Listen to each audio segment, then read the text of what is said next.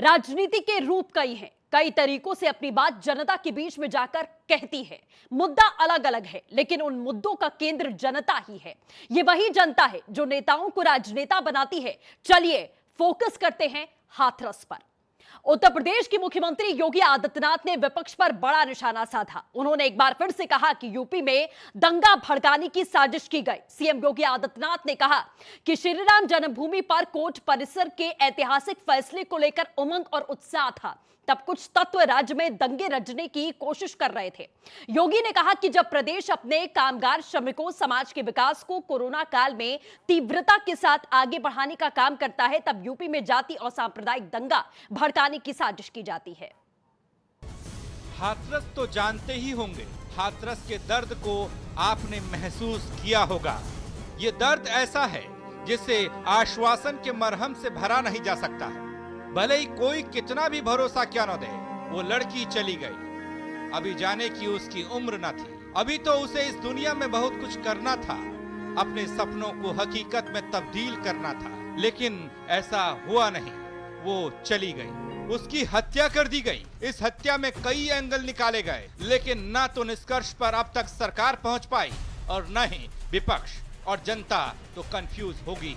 Hathras case में जारी तफ्तीश के बीच अब एक नया खुलासा हुआ है। खबर है कि हाथरस गैंगरेप में पीड़ित के घर एक फर्जी महिला रिश्तेदार ने डेरा डाला हुआ था।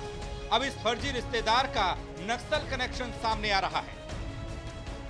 उनका नाम राजकुमारी है, 10 साल का बेटा है, उनका पति है, शादी हो चुकी है, परिवार वाली है। और वो कहाँ के रहने वाली है? वो जबलपुर की रह रही हैं, वहाँ पे जॉब कर रही हैं वो वहाँ पे। अब ये मेरी भाभी के मतलब रिश्ते में ये लोग जान रहे हैं, दूर के रिश्ते में लगती है ना, के रिश्ते में। तो जो भी सुन रहे हैं, जान रहे हैं, वो लोग आ रहे हैं। तो अब ये भोपाल से, अहमदाबाद से, जो मुंबई से सारे लोग आएंगे, तो सब ऐसा घोषित कर दिया जाएगा। पिछले दिनों पीड़िता के परिवार में कथित महिला रिश्तेदार देखी गई। आरोप है कि खुद को युवती की भाभी बताने वाली ये महिला फर्जी रिश्तेदार बनकर घर पर रह रही थी और पीड़ित परिवार को बरगला रही थी। अब जबकि कनेक्शन सामने आया है, तो बीजेपी बुलंद आवाज के साथ डंके की चोट पर कह रही है कि दाल में कुछ काला है।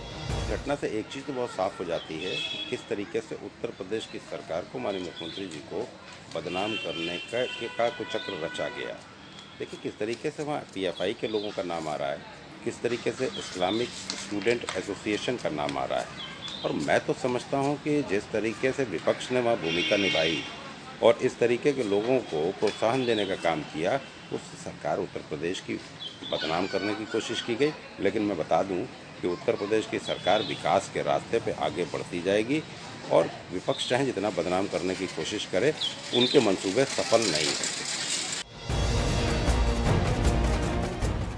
राजनीति के इस विश्वास को आपने देखा, लेकिन यही विश्वास जब दूसरे पक्ष की ओर जाता है तो नए तरीके से पेश होता है। पहले सरकार ने कहा कि जाति संघर्ष हो सकता है, जब उससे काम नहीं चला तो PFI आ गई, उससे भी काम नहीं चला तो उन्होंने कहा भीम आर्मी को 100 करोड़ की फंडिंग हुई है। जब उन्हीं की एजेंसी, सरकार की एजेंसी ED ने मना कर दिया, तो अब SIT ने कहा कि नक्सल आ गए। मुझे लगता है कि इससे ज्यादा दुर्भाग्य क्या होगा। तो सपा के लिए नक्सली कनेक्शन स्क्रीन प्ले है, एक नापाक मंसूबा है जिसे कभी जातीय संघर्ष, कभी विदेशी फंडिंग से और कभी भीम आर्मी से जोड़ा जाता है। तो सच्चाई क्या है, वक्त का इंतजार कीजिए, सच वक्त के साथ सामने आ ही जाता है। Bureau report, R9 TV, Uttar Pradesh, Uttarakhand.